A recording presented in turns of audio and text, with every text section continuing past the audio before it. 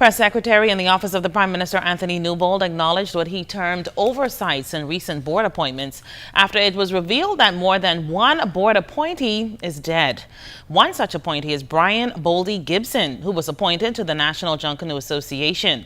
Newbold, who addressed the media during his weekly press briefing, says Prime Minister Dr. the Honorable Hubert Minnis has been made aware of the issue and adjustments will be made.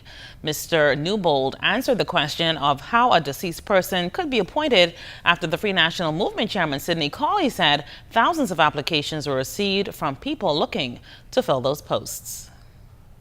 They probably couldn't have gotten an application. And that's one of those boards that you have to look at and say, what happened with this board here? Were individual applications actually, were they all looked at?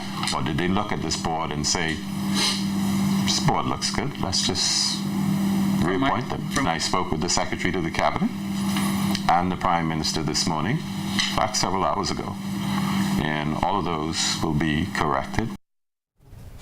Newbold says those appointed to the boards are only human and mistakes can happen. He says the appointments are usually for a year and can be reconfigured. He also said the appointments come from across party lines, and on some board applications, those qualifications were a factor. The press secretary says not all positions come with a salary.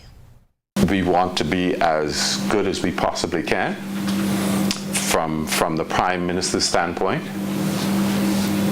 He would like perfect, but what he promised was effective. And so whatever boards we have, they better be effective. And that's his ultimate aim, for these boards that have been appointed to be effective.